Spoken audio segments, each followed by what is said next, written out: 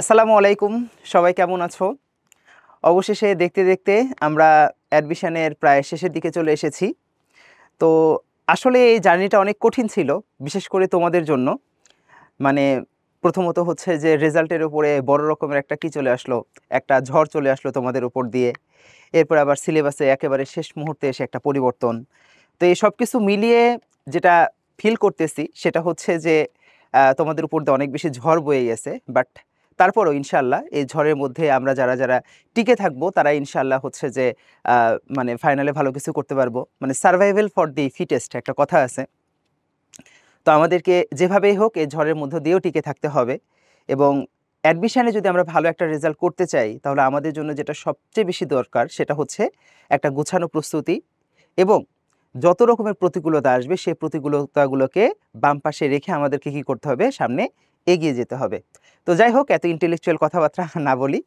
তো আজকে আমরা আহ, তোমার সামনে আমি আসছি আর কি, আমরা না আমি আসছি, সেটা হচ্ছে যে আহ, পুরো অ্যাডমিশন জুড়ে তোমাদের যেটা সবচেয়ে বেশি কনসার্নের বিষয় থাকে সেটা হচ্ছে যে ভাইয়া সাধারণ জ্ঞান কিভাবে পড়বো, শেষ মুহূর্তে কি কি কি পড়বো। বারবার ভাইয়া আমি ভুলে যাচ্ছি, আমার ইনবক্স জাস্ট মানে স্প্যাম মেসেজে জাস্ট ভরে গেছে যে ভাইয়া কি পড়বো, কোনটা পড়বো, কোথা থেকে পড়বো, কত মার্কের কোশ্চেন আসতে পারে, আন্তর্জাতিক থাকবে কি থাকবে না। তো ইনশাআল্লাহ আজকে আমরা সব প্রশ্নের উত্তরগুলো একসাথে জেনে নিব এবং আমরা একটা পুরো জিকেটাকে কি করবো আজকে একটু রিভিউ করব যে কোন টপিকটা আমাদেরকে কিভাবে পড়া যায়।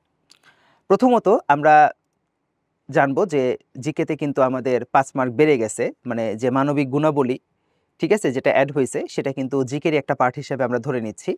তো সাধারণ জ্ঞান এখন আর 10 মার্কের নাই, এখন সেটা 15 মার্কে চলে আসছে। সেই 15 মার্ক আমাদের অ্যাডমিশন টেস্টে একটা গেম চেঞ্জার হতে পারে। এর কারণ হচ্ছে বিষয়ভিত্তিক যে আমাদের 75 মার্ক, যেটা বিষয়ভিত্তিক, এই বিষয়ভিত্তিক যে এখন তো আর বিষয়ভিত্তিক 75 মার্ক নাই, এখন বিষয়ভিত্তিক হয়ে গেছে 70 মার্ক। তো এই 70 মার্কের মধ্যে যে কোশ্চেনগুলো মোটামুটি সবার কমন পড়ে, ঠিক আছে, সবারই কমন পড়ে, আর যেটা কমন থাকে না ওটা মোটামুটি কারোই কমন থাকে না। যেমন একটা কোশ্চেন যখন আনকমন হয় ফিজিক্স বা কেমিস্ট্রি বা বায়োলজি থেকে, দেখবা যে মোস্ট অফ দি স্টুডেন্টের কাছে কিন্তু সেটা আনকমনই হয়ে যাচ্ছে। তো এই ক্ষেত্রে ওই আনকমন কোশ্চেনটা কিন্তু তোমার চান্স পাওয়াটা বা তোমার টপ করাটাকে কি করতেছে, ডিসাইডেড করতেছে না। তো এক্ষেত্রে জিকে এবং ইংলিশ এই পার্টটা কিন্তু আলটিমেট গেম চেঞ্জার হিসেবে কাজ করে, কারণ জিকে ইংলিশ সবাই সমান গুরুত্ব দিয়ে পড়ে না, আর যারা পড়ে তারাই কিন্তু অ্যাডমিশনে অনেক ভালো রেজাল্ট করতে পারে।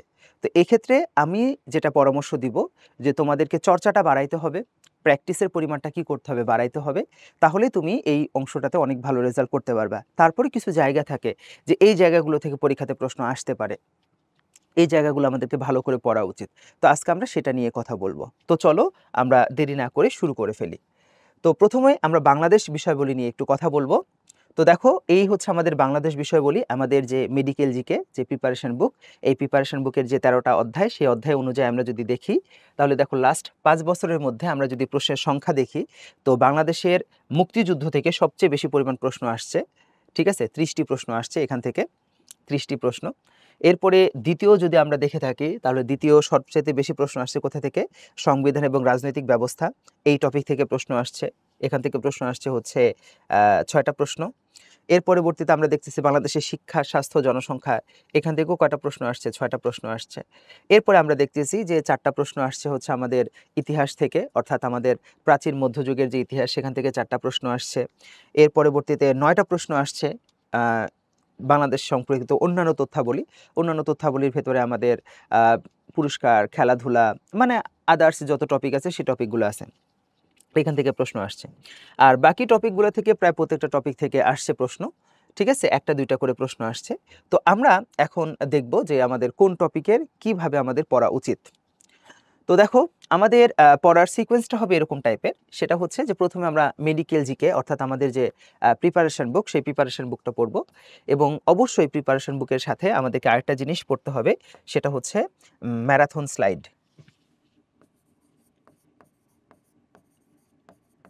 ম্যারাথন স্লাইড, আচ্ছা, আমি অ্যাকচুয়ালি ম্যারাথন ক্লাস করার জন্য তোমাদেরকে আমি ফোর্স করি না, কারণ আসলে এত বড় বড় লেকচার আর তোমাদের এত বেশি পড়াশোনা থাকে, এত বেশি চাপ থাকে, আবার অফলাইন ক্লাস থাকে, এর পাশাপাশি আসলে ম্যারাথন ক্লাস করা সবার জন্য সম্ভব হয় না। তো এক্ষেত্রে আমার পরামর্শ হচ্ছে যে ক্লাস যারা করে ফেলছো তো আলহামদুলিল্লাহ করে ফেলছো, আর যারা করতে পারো নাই তারা অন্তত ম্যারাথনের স্লাইডটা কি করবা, ডাউনলোড করবা। এরপরে সেই স্লাইডটা তুমি নিজে নিজে সলভ করার চেষ্টা করবা। দেখবা যে ওইখানে কিন্তু আমি খুবই ইম্পর্টেন্ট জিনিসগুলোকে মার্ক করে দিচ্ছি, হাইলাইট করে দিচ্ছি, স্টার দিয়ে দিচ্ছি। তো ওই জায়গাগুলো দেখলে তোমার একটা ধারণা হবে যে এই লেকচার থেকে আমাকে কোন কোন জায়গাগুলো ভালোভাবে পড়তে হবে। আর এই ম্যারাথন স্লাইডটা ডাউনলোড করে যদি দেখো যে কোনো একটা টপিক তুমি বুঝতেছো না বা কোনো একটা টপিকে তোমার প্রবলেম হচ্ছে বুঝতে, তাহলে সেই ক্ষেত্রে তুমি ওই অংশের ম্যারাথনের ভিডিওটা দেখে নিতে পারো। বা আমাদের আর্কাইভ ক্লাস আছে, মাস্টার ক্লাস আছে, ক্লাসের অভাব নাই, তুমি সেই জায়গাগুলো থেকে তুমি তোমার প্রবলেমগুলোকে ইজিলি সলভ করে নিতে পারো। এরপরে দেখো আমি এখন বর্তমানে যেটাকে সবচেয়ে বেশি গুরুত্ব দেবো সেটা হচ্ছে ফাইনাল টাচ। তো ফাইনাল টাচের ব্যাপারটা হচ্ছে যে এই ফাইনাল টাচটাকে আমরা এমনভাবে তৈরি করার চেষ্টা করেছি যে যাতে বিগত বছরে আসা যে প্রশ্ন সেই প্রশ্নগুলো যেন কাভার হয়, প্লাস এই টপিক থেকে যাতে সাম্প্রতিক কোনো যদি তথ্য থাকে সেই তথ্যগুলোকে আমরা অ্যাড করে দেওয়ার চেষ্টা করেছি। অর্থাৎ ফাইনাল টাচকে আমরা কাইন্ড অফ মাস্টার কোশ্চেন ব্যাংকের একটা প্রতিলিপি হিসাবে আমরা তৈরি করার চেষ্টা করেছি।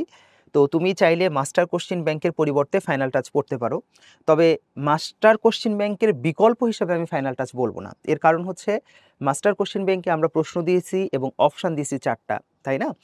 আর ফাইনাল টাচে তো এরকম 4টা অপশান নাই, ফাইনাল টাচে আমরা এক কথায় উত্তর দিয়ে দিছি। তো সেক্ষেত্রে প্রশ্নের ধারণা পেতে গেলে তোমাকে অবশ্যই কি দেখতে হবে, মাস্টার কোশ্চেন ব্যাংক দেখতে হবে। আর যদি তোমার একবার মাস্টার কোশ্চেন ব্যাংকটা পড়া থাকে তাহলে তুমি ফাইনাল টাচটা ভালোভাবে পড়বা। তবে এই ক্ষেত্রে আমি পার্সোনালি তোমাদেরকে একটা এক্সক্লুসিভ পরামর্শ দিব। সেই পরামর্শটা হচ্ছে যে দেখো, আমাদের অ্যাডমিশন টেস্টে ভালো রেজাল্ট করার জন্য একটা গুছানো প্রস্তুতি দরকার। আর এই গুছানো প্রস্তুতিটাই আমাদের অভাব থাকে। দেখো আমরা কিন্তু অনেক কিছু জানি, অনেক কিছু পড়ি, অনেক বেসিক ভালো, বাট আমরা না একটা জিনিসটাকে গুছায় নিয়ে আসতে পারি না। অ্যাডমিশনের জন্য একটা স্টুডেন্টের জন্য সবচেয়ে জরুরি ব্যাপার যেটা, সেটা হচ্ছে একটা গুছানো প্রস্তুতি, যাতে আমি খুব কম সময়ে কি করতে পারি, বারবার রিভিশন করতে পারি।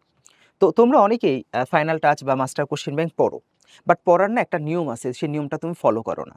যেমন দেখবা যে ফাইনাল টাচ বলো বা মাস্টার কোশ্চেন ব্যাংক বলো, একটা চ্যাপ্টার যখন আমি পড়বো, ধরো কোষের চ্যাপ্টারটা পড়লাম বা ধরো বাংলাদেশের মুক্তিযুদ্ধ চ্যাপ্টারটা আমি পড়লাম, পড়ার পরে যখন আমি ফাইনাল টাচ বা মাস্টার কোশ্চেন ব্যাংকটা যখন আমি ফলো করতে যাব, তখন দেখবা যে ওইখান থেকে প্রায় 40 থেকে 50% প্রশ্ন তুমি একবারে পেরে যাচ্ছ। হয়তো বা তার চাইতে বেশি হইতে পারে, যে 60 বা 70% প্রশ্নের উত্তর তুমি একবারে পারতেছো। তুমি বিলিভ করো যে কোশ্চেনের উত্তর তুমি একবারে পারবা, ওইটা কিন্তু সারা জীবন তুমি একবারেই পারবা। আর যেটাতে তুমি একবার আটকায় যাবা, এটাতে কিন্তু তুমি বারবার আটকাইতে থাকবা। সো আমার পরামর্শটা যেটা, সেটা হচ্ছে যে যখন তুমি ফাইনাল টাচ বা মাস্টার কোশ্চেন ব্যাংক পড়বা, তখন যেই কোশ্চেনগুলো একবার পেরে যাবা ওইগুলোকে মার্ক করার দরকার নাই, কিন্তু যেগুলো পারতেছো না ওইগুলোকে তুমি আলাদাভাবে কি করে রাখো, মার্ক করে রাখো। এই মার্ক করলে সুবিধাটা কি হবে? এই মার্ক করলে সুবিধাটা হবে যে দেখবা যে ওই চ্যাপ্টারের যদি 200টা প্রশ্ন থাকে, তাহলে 200টা প্রশ্নের মধ্যে দেখবা যে 110 থেকে 120টা প্রশ্ন তুমি একবারে পেরে যাচ্ছ। তার মানে তোমার 70 থেকে 80টা প্রশ্ন তোমাকে কি করতে হচ্ছে, একটু স্ট্রাগল করতে হচ্ছে। ওইগুলোই মার্ক করে রাখো এবং এর পরের বার যখন তুমি পড়বা, তুমি ওইগুলোই পড়বা। তাহলে এক্ষেত্রে হইলটা কি, যে তোমার পড়ার অ্যামাউন্টটা কমে আসলো। অর্থাৎ পরীক্ষার আগে যখন তুমি মাস্টার কোশ্চেন ব্যাংক বা ফাইনাল টাচটা রিভিশন দিতে যাবা, তখন দেখা যাচ্ছে যে তোমাকে আর পারা জিনিসটা আর বারবার পড়তে হবে না, কারণ পারা জিনিস তো তুমি পারোই। কেন সেটাতে তুমি সময় নষ্ট করতে যাবা? তুমি শুধু যেই জিনিসগুলা পারো না, যেই কোশ্চেনগুলো তুমি আটকে যাচ্ছ, ওই প্রশ্নগুলো দেখে যাবা। তাহলে হবে কি, যে তোমার কম সময়ে তোমার মাস্টার কোশ্চেন ব্যাংক বা তোমার ফাইনাল টাচটা রিভিশন হয়ে যাবে। আশা করি আমি যা বুঝাতে চেয়েছি তুমি বুঝতে পেরেছো। এরপরে হচ্ছে আপডেট ইনফরমেশন। জিকের জন্য এই জায়গাটা ইজ ভেরি ইম্পর্টেন্ট। কারণ গত বছর যদি আমরা অ্যাডমিশনে তোমার প্রশ্নগুলা যদি একটু প্যাটার্ন দেখি, তাহলে দেখবা যে জিকের অধিকাংশই প্রশ্ন আসছে একটু সাম্প্রতিক টাইপের, এবং জিকে মানেই হচ্ছে সাম্প্রতিক টাইপের। ইভেন দেখবা যে একটা রাজধানীর নাম কি তোমাকে র্যান্ডমলি জিজ্ঞেস করবে? বা একটা সমুদ্র বন্দরের নাম কি তোমাকে র্যান্ডমলি জিজ্ঞেস করবে? কক্ষনো না। যদি দেখা যায় যে সেটা রিসেন্টলি খুব আলোচিত হচ্ছে, যেমন ধরো যে রিসেন্টলি ইসরায়েলের যে হাইফা বন্দর, এই বন্দরটা অনেক বেশি হচ্ছে যে তোমার আলোচিত, বা আশদোদ বিমানবন্দর, এটা অনেক বেশি আলোচিত, কারণ হচ্ছে সুমুদ ফটিলার যে জাহাজগুলো বা যেই কর্মী যারা ছিল মানবাধিকার কর্মী, তাদেরকে সেখানে কি করা হয়েছে, আটক রাখা হয়েছে। তাহলে পরীক্ষাতে আসতে পারে এই সমুদ্র বন্দর রিলেটেড। তোমাকে আপডেট ইনফরমেশনের সাথে থাকতে হবে, যে কোনো একটা আপডেট ইনফরমেশনের প্রেক্ষিতেই কিন্তু তোমার ওইখান থেকে প্রশ্নটা করা হয় টিচারদের। এজন্য আপডেট ইনফরমেশনকে কোনোভাবেই কি করা যাবে না, আন্ডার এস্টিমেট করা যাবে না। আর গত বছর ইন্টারন্যাশনাল থেকে যে প্রশ্নটা আসছিল, একটা প্রশ্ন, ওই প্রশ্নটা কিন্তু আপডেট বা আমাদের সাম্প্রতিক থেকে থেকেছে। সো সাম্প্রতিক ইনফরমেশনটা তোমাকে একটু ভালোভাবে পড়তে হবে। এখন এইটা কিভাবে পড়বো ভাইয়া? আপনারা যে বইটা দিচ্ছেন, এই বইটা তো অনেক মোটা, অনেক তথ্য। আচ্ছা, আমি একটু বুদ্ধি শিখাই দেই। বুদ্ধিটা হচ্ছে, প্রথমত সাম্প্রতিকের উপরে তোমাদের একটা ক্লাস হয়েছে, তোমাদের বাবলা ভাইয়া ক্লাসটা নিছে, সেই ক্লাসটা অবশ্যই ভালোভাবে দেখার চেষ্টা করবা। ক্লাসের পিডিএফ নোটটা কি করবা, সংগ্রহ করবা।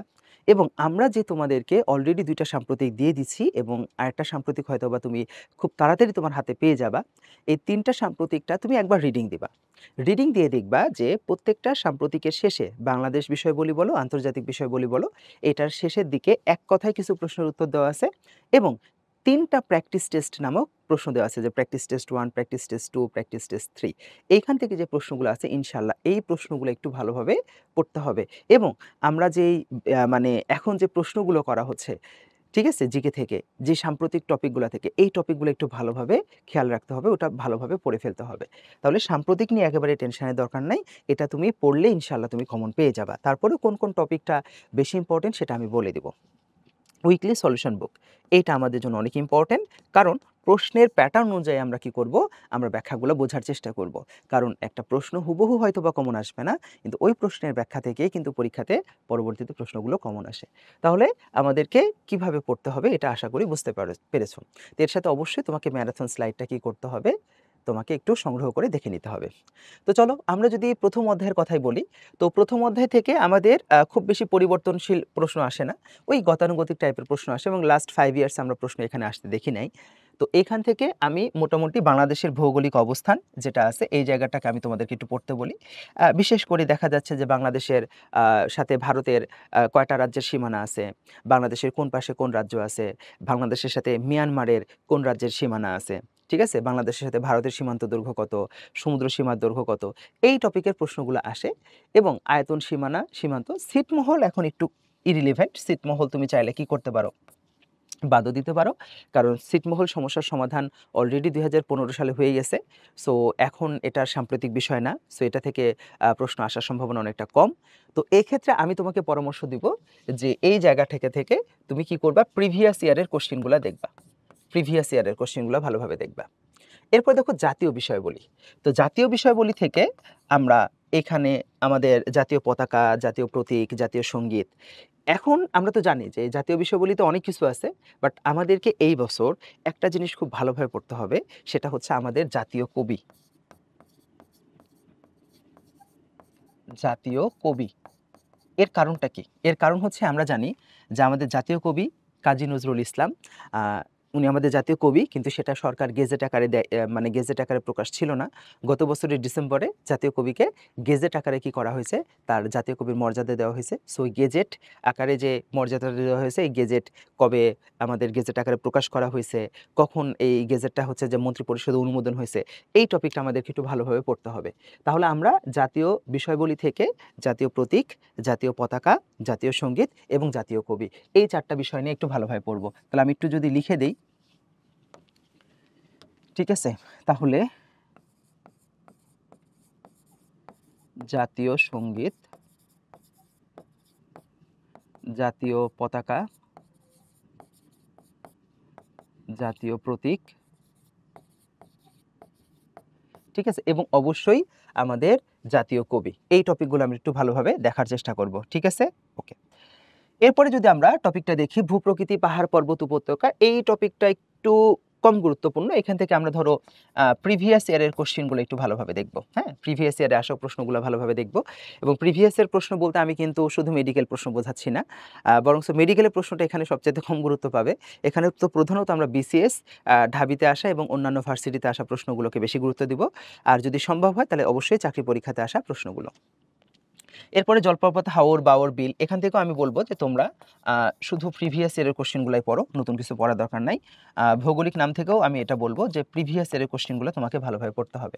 তাহলে দেখো এখান থেকে আমি তোমাকে মূলত বাংলাদেশের জাতীয় বিষয়বলি, এই টপিকটাই তোমাকে একটু ভালোভাবে পড়তে বললাম। ভালোভাবে পড়তে বললাম বলতে এটা আমি বলতে চাচ্ছি মেডিকেল যে কোশ্চেন ব্যাংক, মানে আমাদের মেডিকেল জিকে আমাদের প্রিপারেশন বুক আছে, এখান থেকে পড়বা। আর বাকি টপিকগুলো তুমি মাস্টার কোশ্চেন ব্যাংক এবং সেখান থেকে ব্যাখ্যাগুলো দেখে নিবা। এরপরে যদি আমরা বাংলাদেশের সম্পদের মধ্যে চলে যাই, তো এখান থেকে আমাদের এই যে কৃষি সম্পদ যেটা, এটা মূলত বেশি গুরুত্বপূর্ণ এবং এখান থেকে আমাদের একটু সাম্প্রতিক টাইপের জিনিসপত্র পড়তে হবে। সাম্প্রতিক তথ্যগুলো একটু পড়ে রাখতে হবে। এখন ভাবতেছো যে ভাইয়া সাম্প্রতিক তথ্য, ঠিক আছে, প্লাস প্রিভিয়াস কোশ্চেন, এই দুইটা জিনিস পড়তে হবে। সাম্প্রতিক তথ্য কেন বা সাম্প্রতিক তথ্য থেকে কি পড়ব? দেখো, এখান থেকে পরীক্ষাতে প্রশ্ন দুই টাইপের আসতে পারে। কি কি? ধরো কৃষি থেকে পরীক্ষাতে প্রশ্ন আসতে পারে ধানের জাত, তারপরে হচ্ছে আমের জাত বা বিভিন্ন ফসলের যে জাতগুলো আছে না, এগুলো থেকে প্রশ্ন থাকতে পারে। যেমন সোনালিকা কোন ফসলের জাত, বা যমুনা এটা মানে নদী ছাড়া আর কিসের নাম হতে পারে, এরকম টাইপের কিছু প্রশ্ন আমরা কিন্তু বিগত বছরে আসতে দেখেছি। তো ওই যে ফসলের জাতগুলো, ওগুলো থেকে আমাদেরকে পড়তে হবে। আর সাম্প্রতিক তথ্য বলতে আমি বোঝাতে যাচ্ছি যে ধরো ধান উৎপাদনের শীর্ষ জেলা কোনটা, আলু উৎপাদনের শীর্ষ জেলা কোনটা, আম উৎপাদনের শীর্ষ জেলা কোনটা, ঠিক আছে? এই যে তথ্যগুলো, এগুলো কিন্তু চেঞ্জ হয়। যেমন তুমি গত বছরে যদি দেখো যে আম উৎপাদনের শীর্ষ জেলা ছিল কিন্তু চাঁপাইনবাবগঞ্জ বা রাজশাহী, এই বছর কিন্তু আম উৎপাদনের শীর্ষ জেলা আমরা জানবো একেবারে সাম্প্রতিক তথ্য অনুযায়ী চাঁপাইনবাবগঞ্জ। এরপরে দেখবা যে আলু উৎপাদনে আগে ছিল হচ্ছে বগুড়া, কিন্তু এখন আলু উৎপাদনের শীর্ষ জেলা কোনটা? রংপুর। তারপর আখ উৎপাদনের শীর্ষ জেলা হচ্ছে নাটোর। তো এই যে শীর্ষ জেলা, কোন জেলাটা কোনটা উৎপাদনের শীর্ষে অবস্থানে আছে, এগুলো একটু পড়তে হবে। আর এছাড়াও আমাদের যে কৃষি গবেষণা সম্পর্কিত যতগুলো ইনস্টিটিউট আছে বা প্রতিষ্ঠান আছে, প্রতিষ্ঠান থেকেও প্রশ্ন থাকে। তো এগুলো মোটামুটি প্রিভিয়াস ইয়ারের কোশ্চেন পড়লে হবে। আর বনজ সম্পদ থেকে আমরা মেইনলি সুন্দরবনটা একটু ভালোভাবে পড়ব। আমরা সুন্দরবনটা একটু ভালোভাবে পড়বো। আর বাকি বনগুলোর ভেতর থেকে হয়তো একটু সাম্প্রতিক টাইপের তথ্য আসতে পারে। কেমন? যেমন সবচাইতে বেশি বনভূমি আছে কোন জেলাতে, রাষ্ট্রীয় বনভূমি আছে কয়টা জেলাতে, এরকম টাইপের তথ্য আমরা সাম্প্রতিক থেকে দেখে নিব। আর বিদ্যুৎ জ্বালানি থেকে অবশ্যই আমাদের এই যে বিদ্যুৎ ব্যবস্থা যেটা, ঠিক আছে?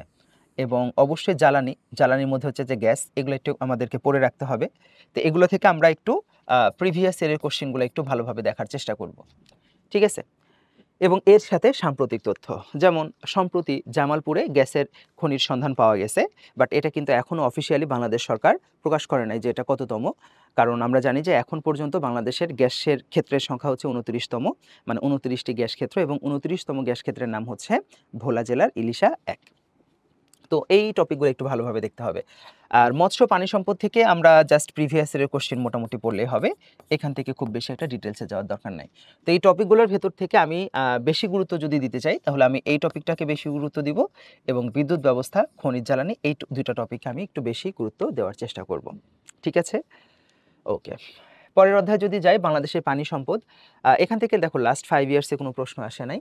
তো এইখান থেকে আমি যেটা ফিল করতেছি এই বছরে, সেটা তো অবশ্যই, সেটা হচ্ছে যে আমাদের যে দ্বীপসমূহ, এই দ্বীপগুলো ইম্পর্টেন্ট। তাহলে দ্বীপটা একটু ভালোভাবে পড়বা। তো দ্বীপের ভেতর থেকে প্রিভিয়াস ইয়ারের প্রশ্ন পড়লেই হয়। কেমন টাইপের? দেখা যাচ্ছে যে একমাত্র পাহাড়ি দ্বীপ কোনটা, বা কোন দ্বীপে বাতিঘর রয়েছে, বা মৎস্য আহরণের জন্য কোন দ্বীপটা বিখ্যাত, ঠিক আছে? তো এই যে বাংলাদেশের বিভিন্ন যে দ্বীপ আছে, দ্বীপগুলো থেকে প্রশ্ন আসতে পারে। আর নদ নদীতেও জানো যে সবসময় গুরুত্বপূর্ণ নদ নদী, নদ নদী থেকে আমাদের প্রিভিয়াস ইয়ারের প্রশ্ন পড়তে হবে নদ নদী থেকে। এবং এইখানে পানি বন্টন চুক্তি, পানি বন্টন চুক্তির ভেতর থেকে আমরা জানি যে এই বছরে, আমরা জানি যে 2026 সালে, সামনের বছরে কি হইতে পারে, যে গঙ্গা পানি বন্টন চুক্তি, যেটা এই চুক্তিটা শেষ হতে যাচ্ছে।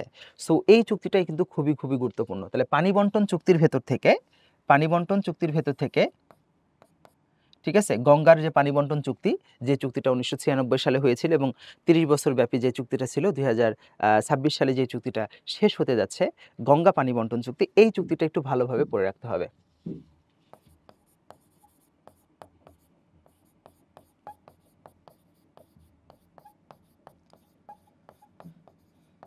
ঠিক আছে, এই চুক্তিটা একটু ভালোভাবে পড়ে রাখতে হবে। আর সেচ প্রকল্প, বাঁধ, বন্যা নিয়ন্ত্রণ, এগুলো অতটা গুরুত্বপূর্ণ না। প্রাকৃতিক দুর্যোগের মধ্যে এগুলো অতটা গুরুত্বপূর্ণ না।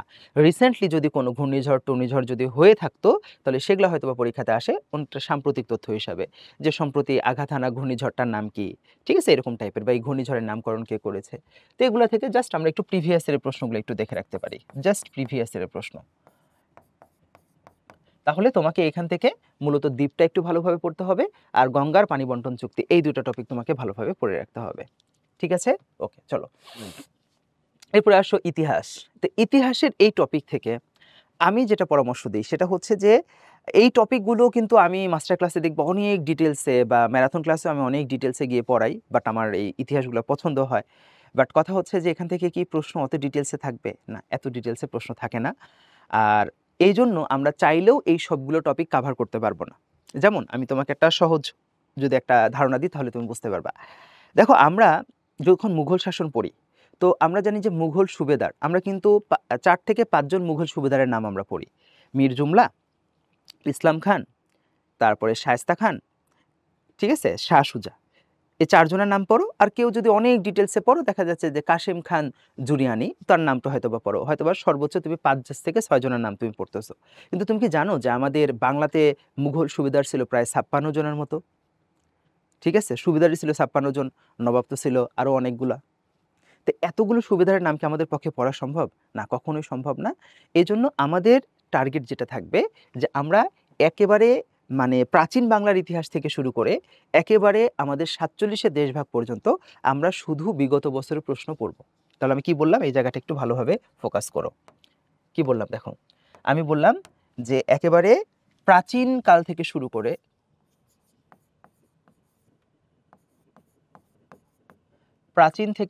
হ্যাঁ, মানে প্রাচীন থেকে শুরু করে একেবারে 1947 পর্যন্ত আমরা বিগত বছরের প্রশ্ন পড়ব, ঠিক আছে? তাহলে প্রাচীনকাল থেকে শুরু করে একেবারে 47 সাল পর্যন্ত আমরা বিগত বছরের প্রশ্নগুলো ভালোভাবে দেখব। ইনশাল্লাহ এই প্রশ্নগুলো ভালোভাবে দেখলেই তুমি ইনশাল্লাহ কমন পেয়ে যাবা। তাহলে এই প্রাচীন বাংলার ইতিহাস ও জনপদ, এই জায়গা থেকে তুমি অবশ্যই প্রিভিয়াস ইয়ারের কোশ্চেনগুলো পড়বা। এর বাইরে তুমি সর্বোচ্চ পড়তে পারো সেটা হচ্ছে কি একটু জনপদটা দেখে রাখতে পারো, ঠিক আছে? জনপদটা দেখে রাখতে পারো। আর এছাড়াও এর মধ্যে কেউ যদি মনে করো যে ভাইয়া শুধু প্রিভিয়াস ইয়ারের প্রশ্ন না, আমি আরেকটু ডিটেলসে পড়তে চাই, তাহলে আমাকে কি কি পড়তে হবে? তাহলে দেখা যাচ্ছে যে এই যে প্রাচীন বাংলার ইতিহাসের পাশাপাশি যে ওই সময় বাংলার রাজধানী কোনটা ছিল, ঠিক আছে? প্রাচীন বাংলার বিভিন্ন সময় কোন শাসন আমলে বাংলার রাজধানী কোনটা ছিল, অর্থাৎ তুমি রাজধানীগুলোর নাম পড়তে পারো। তারপর ওই সময় কোন কোন পরিব্রাজক এসেছে, সেই পরিব্রাজকগুলো পড়তে পারো। তাহলে কি কি বললাম দেখো, এখান থেকে তুমি পড়তে পারো রাজধানীগুলো, রাজধানী, এরপরে তুমি পড়তে পারো পরিব্রাজক, ঠিক আছে? ওই সময় কোন কোন পরিব্রাজক, ঠিক আছে? অর্থাৎ বর্তমানে যারা ট্রাভেল ব্লগার যারা, ওই সময় তাদেরকে আমরা পরিব্রাজক বলে থাকি আর কি, ঠিক আছে? যে ওই সময় কোন কোন পরিব্রাজক এসেছিলেন তাদের সম্পর্কে পড়ে রাখতে পারো। তাহলে রাজধানী, পরিব্রাজক, এগুলো তোমরা একটু ভালোভাবে পড়ে রাখতে পারো। এরপর আছে প্রাচীন বাংলার বিভিন্ন শাসনকাল। এই শাসনকাল থেকে এটা বললাম আর কি, যে রাজধানী, তারপর পরিব্রাজক, এগুলো পড়ে রাখলা। এবার আসো মুসলিম শাসন। তো উপমহাদেশে মুসলিম শাসন যেটা, এই মুসলিম শাসনের ভেতর থেকে আমরা জানি যে একটা আছে হচ্ছে কি দিল্লি সালতানাত আছে, আর একটা আছে হচ্ছে যে কি বাংলা, মানে স্বাধীন সুলতানি আমল। তো এর মধ্যে আমাদের জন্য বেশি ইম্পর্টেন্ট হচ্ছে বাংলার যে স্বাধীন সুলতানি আমল, এই জায়গাটা একটু বেশি গুরুত্বপূর্ণ, এই জায়গাটাকে আমরা একটু বেশি গুরুত্ব দেব। উপমহাদেশে মুঘল শাসনের মধ্যেও ঠিক একইভাবে একটা আছে দিল্লিতে মুঘল শাসন, আর একটা আছে বাংলায় মুঘল শাসন। আমরা সবসময় বাংলার ঘটনাগুলোকে কি করব, বেশি প্রায়োরিটি দিব, ঠিক আছে? এরপর আছে বাংলায় মুসলিম শাসন, ওই যে যেটা আমি বললাম যে বাংলা সালতানাত যেটা। তাহলে এই জায়গাটাকে আমাকে খেয়াল রাখতে হবে যে বাংলার শাসন যেগুলো, এই জায়গাগুলো আমাদের জন্য একটু বেশি ইম্পর্টেন্ট, ঠিক আছে? যেমন বাংলায় মুসলিম শাসন, তারপর হচ্ছে কি বাংলায় মুঘল শাসন, এই জায়গাগুলো একটু বেশি ইম্পর্টেন্ট। হ্যাঁ, বাংলায়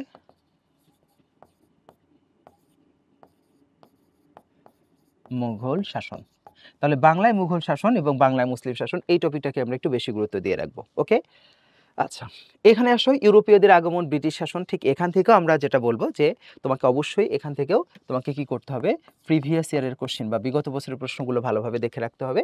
তবে ইউরোপীয়দের আগমন বা এই ব্রিটিশ শাসন, এই জায়গাগুলো থেকে পরীক্ষাতে কি টাইপের প্রশ্ন আসে?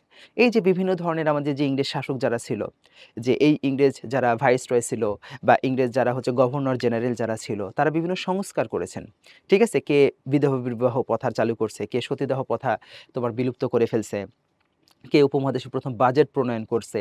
তো এই যে তাদের সময় বিভিন্ন সংস্কার যেগুলো হয়েছে, সংস্কার বা তাদের সময় বিভিন্ন ধরনের আইন যেগুলো প্রণয়ন করা হয়েছে, এগুলো থেকে পরীক্ষাতে প্রশ্ন আসে। তো তুমি প্রিভিয়াস ইয়ারের কোশ্চেন করলে ইনশাল্লাহ কমন পাবা।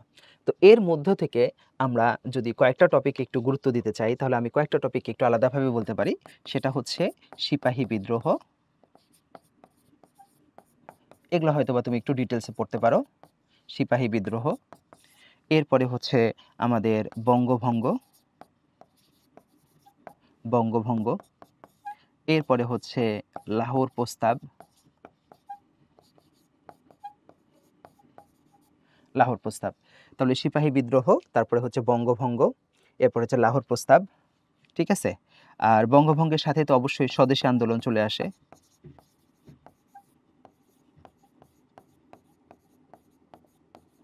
স্বদেশী আন্দোলনও চলে আসে। তাহলে সিপাহী বিদ্রোহ, বঙ্গভঙ্গ, স্বদেশী আন্দোলন, লাহোর প্রস্তাব, এই টপিকগুলো আমরা একটু চাইলে কি করতে পারি, এগুলো চাইলে আমরা একটু আমাদের মেডিকেল জিকে অর্থাৎ আমাদের যে প্রিপারেশন বুক, এই প্রিপারেশন বুক থেকে দেখতে পারি। তবে অবশ্যই আমরা সেটা বিগত বছরের প্রশ্নের আলোকে আমরা দেখার চেষ্টা করব, এত ডিটেলসে যাওয়ার আসলে দরকার পড়বে না। ওকে, এরপরে যদি আমরা পরেরটাতে যাই, সেটা হচ্ছে যে দেশভাগ, এই টপিকটা আমাদের গুরুত্বপূর্ণ এবং এই টপিকটা থেকে আমাদেরকে অবশ্যই কি করতে হবে, একটু মেডিকেল জি অর্থাৎ আমাদের প্রিপারেশন বুকটা পড়তে হবে। বিশেষ করে দেশভাগ আওয়ামী মুসলিম লীগ প্রতিষ্ঠা, এইটা টপিক থেকে আমরা শুধু প্রিভিয়াস ইয়ারের প্রশ্ন পড়লেই হবে, এখানে আমরা ডিটেলস যাওয়ার আমি প্রয়োজন বোধ করতেছি না।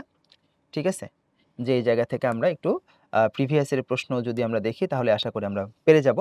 আর ভাষা আন্দোলন, এই টপিকটাতে তো আমি একেবারে 5 স্টার দেব, একেবারে 5 star. It's very very very very important. তো এখানেও আমরা কি করব, এখানে আমরা অবশ্যই প্রিভিয়াস ইয়ারের প্রশ্ন প্লাস একই সাথে আমাদের মেডিকেল জিকে যেটা অর্থাৎ আমাদের যে প্রিপারেশন বুক, এটা আমাদেরকে পড়তে হবে। স্বাধিকার আন্দোলনের বিভিন্ন পর্যায়ে এইখানে আমরা অনেক তথ্য আছে, বাট আমি এই জায়গাটা খুব ভালোভাবে দেখব, এখান থেকে কিন্তু প্রশ্ন অনেকগুলো আসছে, 4টা প্রশ্ন আসছে। বাট এখনকার প্রেক্ষিতে আমি যেই টপিকগুলো তোমাকে পড়তে বলবো সেই টপিকগুলো তুমি পড়ার চেষ্টা করবা। কি কি দেখো, এখান থেকে তুমি কি কি পড়বা এই জায়গা থেকে। প্রথম কথা হচ্ছে যুক্তফ্রন্টের নির্বাচন,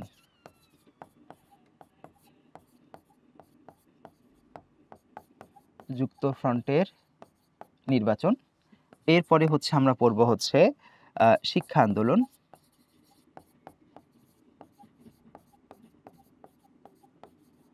শিক্ষা আন্দোলন।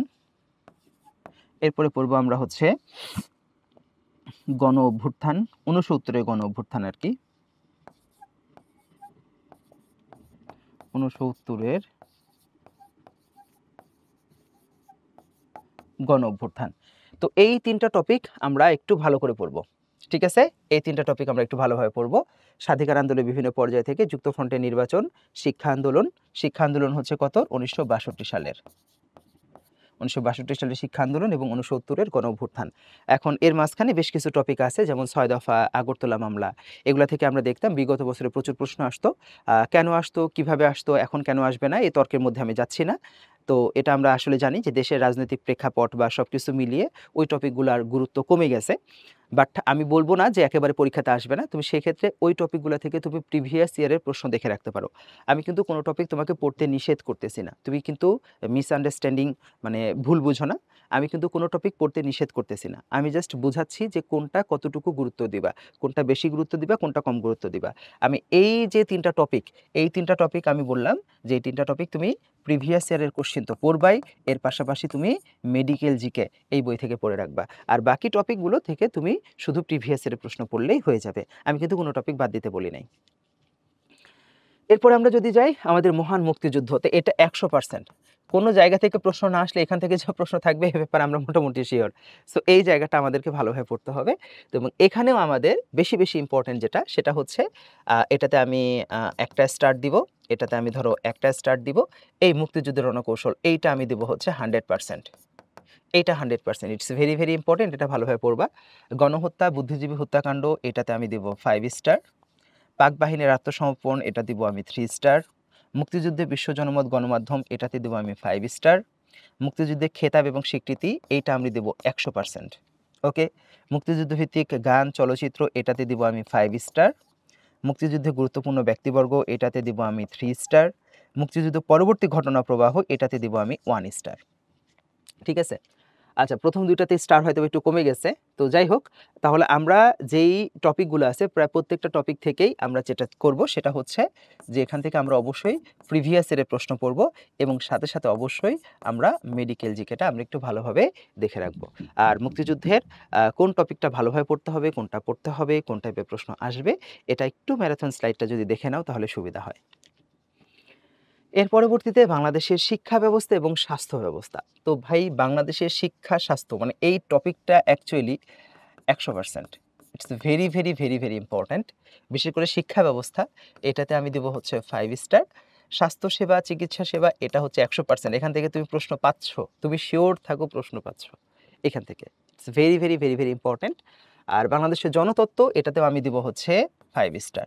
এখন কোনটা থেকে কি পড়বা, শিক্ষা ব্যবস্থা থেকে তোমাকে প্রধানত পরীক্ষাতে কি টাইপের প্রশ্ন আসে, যে বিভিন্ন ভার্সিটি বা বিশ্ববিদ্যালয় বা মেডিকেল কলেজগুলো আছে এগুলা কোনটা প্রতিষ্ঠা হয়েছে কবে, বা হচ্ছে যে সর্বশেষ কয়টা বা সংখ্যা কতটা, এরকম টাইপের প্রশ্ন পরীক্ষাতে আসে।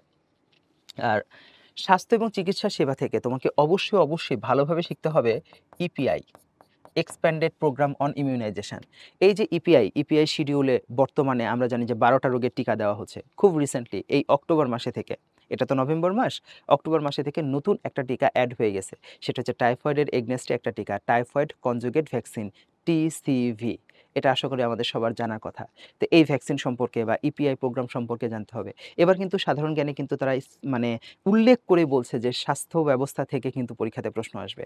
কারণ সেটা বাংলাদেশের স্বাস্থ্য ব্যবস্থা হোক আর সেটা ইন্টারন্যাশনাল স্বাস্থ্য ব্যবস্থা হোক, স্বাস্থ্য ব্যবস্থা নিয়ে কোনো গ্যাপ রাখা যাবে না। It's a very important. কোনো জায়গাতে গ্যাপ থাকলে থাকুক, কোনো সমস্যা নেই, কিন্তু স্বাস্থ্য ব্যবস্থা নিয়ে কোনো গ্যাপ থাকা যাবে না। এটা 100% ভালোভাবে পড়তে হবে। তাহলে ইপিআই ছাড়াও বাংলাদেশের আদার্স যে বিশেষায়িত কিছু হসপিটাল আছে, বাংলাদেশে বেশ কিছু আন্তর্জাতিক সংস্থা আমাদের বাংলাদেশে কাজ করে, বা WHO সম্পর্কে, ইউনেস্কো সম্পর্কে, ইউনিসেফ সম্পর্কে, যারা স্বাস্থ্য বা স্বাস্থ্য ব্যবস্থার সাথে রিলেটেড, এই জায়গাগুলো আমাদেরকে 100% কাভার করে ফেলতে হবে। ওকে, আচ্ছা, জনতত্ত্ব থেকে এখান থেকে আমরা চেষ্টা করব আদমশুমারি,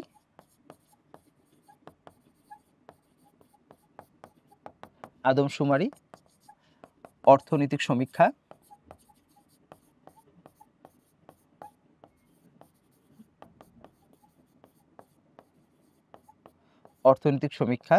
ঠিক আছে, এবং অবশ্যই আমাদের উপজাতি, ঠিক আছে, উপজাতি। এই টপিকটা আমাদেরকে একটু ভালোভাবে পড়তে হবে এবং এই টপিকটা আমরা একটু ভালোভাবে দেখব। আদমশুমারি, অর্থনৈতিক সমীক্ষা, ঠিক আছে, এবং হচ্ছে উপজাতি।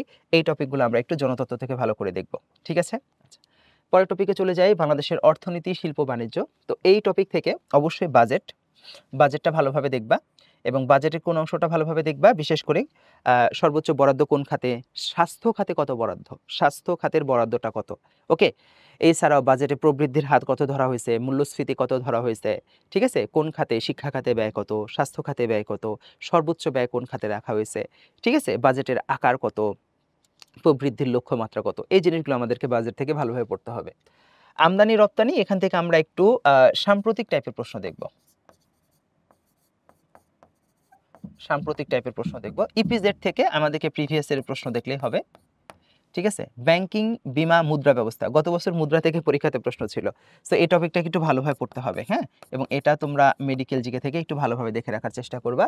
এনজিও, শিল্প কারখানা, আমরা জানি ডক্টর মোহাম্মদ ইউনূস উনি একজন এনজিওর প্রধান ছিলেন, উনি একটা এনজিও প্রতিষ্ঠা করে গেছেন, ঠিক আছে, গ্রামীণ ব্যাংক। এছাড়াও আমাদের উপদেষ্টা পরিষদের বেশ কয়েকজন আছে যারা কোনো না কোনোভাবে এনজিওর সাথে জড়িত। তো যেহেতু এখনকার লোকজন এনজিওর সাথে জড়িত, সো এনজিও টপিকটাকেও তুমি একটু ভালোভাবে পড়ার চেষ্টা করবা, বিশেষ করে গ্রামীণ ব্যাংক, তারপরে হচ্ছে আমাদের ব্র্যাক, তারপরে হচ্ছে সুজন, সুশাসনের জন্য নাগরিক, ওকে, তারপরে হচ্ছে বেলা, এই টাইপের এনজিওগুলো পরীক্ষার জন্য আমাদের জন্য গুরুত্বপূর্ণ। শিল্প কারখানা থেকে মোটামুটি প্রিভিয়াস ইয়ারের কোশ্চেন পড়লে হবে আর কি, ঠিক আছে, ওকে। এরপর আমরা চলে যাব হচ্ছে সংবিধান। It's very important. তো সংবিধান থেকে আমরা কি পড়ব, সাংবিধানিক পদ, বিভিন্ন মন্ত্রণালয়, তারপর হচ্ছে সংবিধানের বিভিন্ন ধারা। তো এখান থেকে মূলত আমরা হচ্ছে প্রিভিয়াস ইয়ারের প্রশ্ন দেখব, প্লাস মেডিকেল জিকে প্রশ্ন ব্যাংক দেখব, প্লাস সাম্প্রতিক দেখব।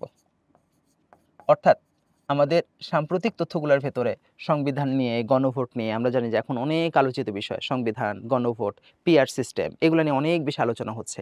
এই যে পিআর সিস্টেম কি, এটা আমরা অনেকে বুঝি না।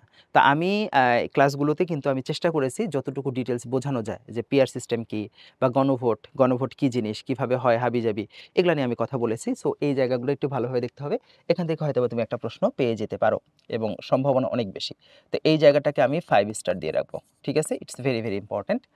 স্থানীয় সরকার ব্যবস্থা, জেলা পরিচিতি, এখান থেকে আমরা প্রিভিয়াস ইয়ারের প্রশ্ন দেখব, ঠিক আছে। আর আমরা তো জানি যে বাংলাদেশের 13তম সিটি কর্পোরেশন হতে যাচ্ছে বগুড়া, তো এটা একটা সাম্প্রতিক ইনফরমেশন, এটা পরীক্ষাতে আসতে পারে। এরপরে জাতীয় সংসদ, এটা মোটামুটি প্রিভিয়াস ইয়ারের প্রশ্ন দেখো তাহলে হবে। বাংলাদেশের আইন এবং বিচার বিভাগ, এখান থেকেও আমি বলবো প্রিভিয়াস ইয়ারের প্রশ্ন দেখবা। বিভিন্ন কমিশন, এইটা এখন গুরুত্বপূর্ণ, ঠিক আছে, এইটা অনেক গুরুত্বপূর্ণ। এইটা থেকে আমরা পড়ব বাংলাদেশে রিসেন্টলি বেশ কয়েকটা কমিশন তৈরি করা হয়েছে, যেমন সংবিধান সংস্কার কমিশন, পুলিশ সংস্কার কমিশন, তারপরে হচ্ছে আমাদের নির্বাচন ব্যবস্থা সংস্কার কমিশন, গুম সংস্কার কমিশন, মানে গুম কমিশন, গুম সংস্কার না, গুম কমিশন নামক নতুন একটা কমিশনও হয়েছে। তো এই কমিশনগুলো সম্পর্কে পরীক্ষাতে প্রশ্ন পড়তে হবে। সো এটা আমরা কি পড়বো, এটা আমরা পড়বো হচ্ছে আমাদের মেডিকেল জিকে প্লাস হচ্ছে সাম্প্রতিক। ওকে, তারপরে যদি আমি চলে যাই বিশ্বাঙ্গনে বাংলাদেশ, বাংলাদেশের অর্জন, চুক্তি, পররাষ্ট্রনীতি, এই জায়গাগুলো থেকে আমি তোমাকে বলবো যে প্রিভিয়াস ইয়ারের প্রশ্নটা একটু ভালোভাবে দেখবা। আর প্লাস হচ্ছে রিসেন্ট রিসেন্ট কোনো টপিক যদি থাকে তাহলে সেটা একটু ভালোভাবে দেখবা। রিসেন্ট তেমন কোনো ইম্পর্টেন্ট কিছু নাই, মোটামুটি প্রিভিয়াস ইয়ারের প্রশ্ন দেখলে আমরা আশা করি পেরে যাব। এরপরে দেখো বাংলাদেশের বিখ্যাত প্রতিষ্ঠানসমূহ, অর্থাৎ যে অধ্যায় 12 সবচেয়ে দ্বিতীয় সর্বোচ্চ প্রশ্ন আসছে মুক্তিযুদ্ধের পরে, 9টা প্রশ্ন ছিল, কারণ এখানে আমরা অনেক জিনিসপত্র দিছি। বিখ্যাত প্রতিষ্ঠান, এখান থেকে আমাদের নতুন কিছু পড়ার দরকার নেই, প্রিভিয়াস ইয়ারের প্রশ্ন পড়বা। শিল্প সংস্কৃতি থেকে জাস্ট প্রিভিয়াস ইয়ারের প্রশ্ন, সংবাদপত্র থেকে জাস্ট প্রিভিয়াস ইয়ারের প্রশ্ন, সাহিত্য থেকে অনলি প্রিভিয়াস ইয়ারের প্রশ্ন, বিখ্যাত ব্যক্তিবর্গের ভেতর থেকে একটু তোমাকে হতে হবে যে কয়েকজন ব্যক্তির জীবনী তোমাকে একটু ভালোভাবে পড়তে হবে, ঠিক আছে? যেমন রিসেন্টলি আমরা জানি যে মাওলানা ভাসানী, তার জীবনী আমরা ভালোভাবে জানবো। তারপরে হচ্ছে শেরেবাংলা একে ফজলুল হক, তারপরে হচ্ছে যে জিয়াউর রহমান, এরপরে হচ্ছে যে আমাদের কর্নেল এম.এ.জি. ওসমানী, তারপরে হোসেন শহীদ সোহরাওয়ার্দী, তাদের লাইফ হিস্ট্রি। তুমি তো শেখ মুজিবুর রহমান সম্পর্কে অনেক তথ্য জানো, তার সম্পর্কে অনেক প্রশ্ন বিগত বছরে আসছে। সো এটা নতুনভাবে না পড়লেও চলবে। ওইখান থেকে যদি পরীক্ষাতে প্রশ্ন এসেও থাকে, তুমি প্রিভিয়াস ইয়ারের কোশ্চেন করলে ইনশাল্লাহ কমন পেয়ে যাবা। বাট এই মানুষগুলো সম্পর্কে কিন্তু তোমার জানাশোনা অনেক কম। সো এই মানুষগুলোর জীবনী সম্পর্কে তোমাকে একটু জেনে নিতে হবে, ঠিক আছে? তো বিখ্যাত ব্যক্তিবর্গ, এইটা তোমরা একটু জিকে বইটা দেখবা। ঐতিহাসিক দর্শনীয় স্থান, এখান থেকে প্রিভিয়াস এর প্রশ্ন দেখলে হবে। যোগাযোগ ব্যবস্থা, তথ্য প্রযুক্তি, যোগাযোগ ব্যবস্থা থেকে এখান থেকে সাম্প্রতিক প্রশ্নটা দেখতে হবে, সাম্প্রতিক বা রিসেন্ট ইনফরমেশনগুলো তোমাকে জানতে হবে। প্রতিরক্ষা বাহিনী, এই জায়গাটা তোমাকে কি করতে হবে, এখান থেকেও তোমার আপডেট তথ্য শিখে রাখতে হবে। আপডেট তথ্য বলতে বোঝাইছে আমি এখানে, বা রিসেন্ট তথ্য বলতে যেটা বোঝাচ্ছি, যে কোনো একটা বাহিনীর প্রধান যদি চেঞ্জ হয়, তাদের নামগুলো পরীক্ষাতে আসে, ঠিক আছে? দেখা যাচ্ছে যে তুমি যেটা পড়তেছো ওটা হয়তো বা আগে ছিলেন, রিসেন্টলি হয়তো বা ওই পদে পরিবর্তন এসে গেছে, তাহলে পরিবর্তনটা তোমাকে একটু জেনে নিতে হবে আর কি, ঠিক আছে? পদক পুরস্কার, এটা আমরা জাস্ট কি পড়বো, আপডেটগুলো পড়বো, আপডেট বা রিসেন্ট তথ্যগুলো পড়বো। এবং এখান থেকে আমি 3টা পদক ভালোভাবে পড়তে বলি। কি কি? একটা পদক হচ্ছে অবশ্যই স্বাধীনতা পদক, এরপরে হচ্ছে 21শে পদক, এরপরে হচ্ছে বাংলা একাডেমি পদক।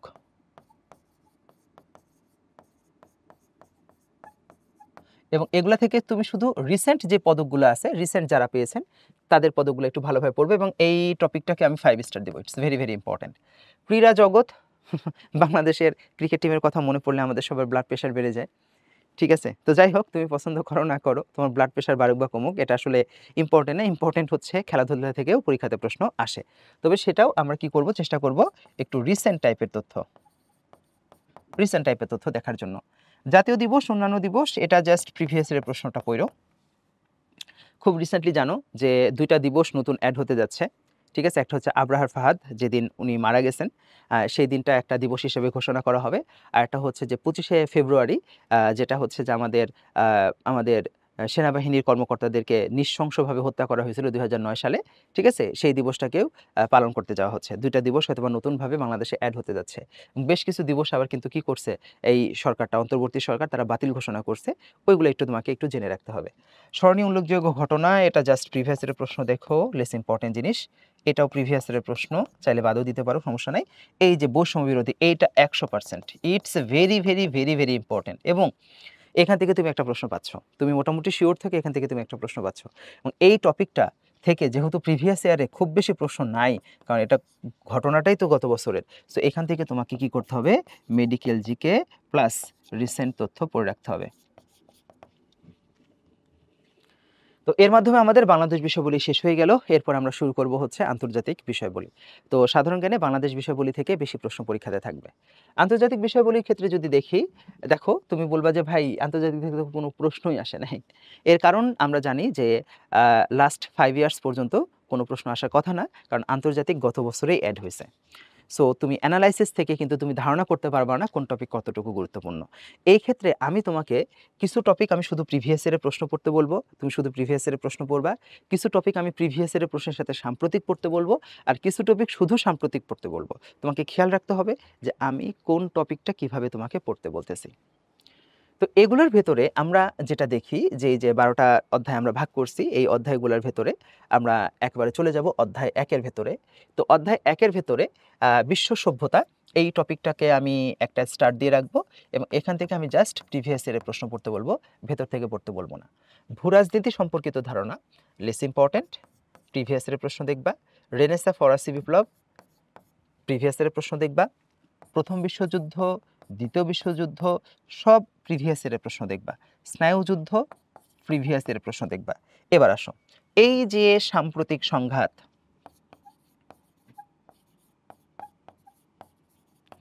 সাম্প্রতিক সংঘাত, ভাই এই টপিকটা তোমাকে 100% গুরুত্ব দিতে হবে 100%।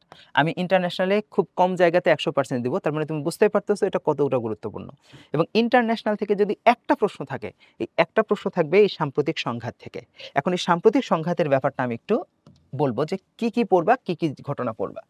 তো বেশ কিছু সাম্প্রতিক সংঘাত আছে, এর মধ্যে আমাদেরকে কয়েকটা সাম্প্রতিক সংঘাতকে গুরুত্ব দিতে হবে। তো প্রথমে তো অবশ্যই আমরা জানি যে ইসরায়েল ফিলিস্তিন সংঘাত,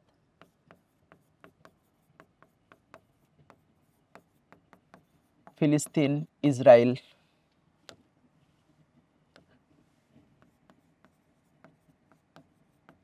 ইসরায়েল সংঘাত, ইসরায়েল সংঘাত, এবং এর সাথে অবশ্যই কি অ্যাড হয়ে গেছে যে মানে ইরান অ্যাড হয়ে গেছে, তাহলে এটাকে আমরা বলতে পারি ফিলিস্তিন ইসরায়েল, ঠিক আছে। তারপরে যে ইরান ইসরায়েল সংঘাত, ইরান ইসরায়েল সংঘাত, ওকে।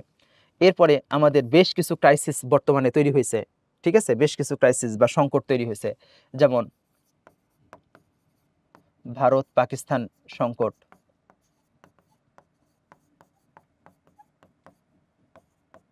ভারত পাকিস্তান সংকট, এছাড়াও আফগানিস্তান পাকিস্তান সংকট,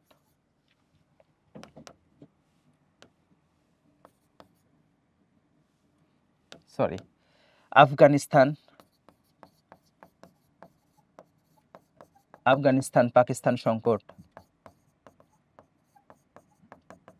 সংকট, এছাড়াও থাইল্যান্ড কম্বোডিয়া,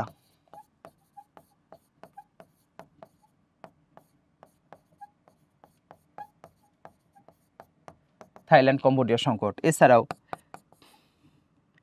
আর্মেনিয়া আজারবাইজান,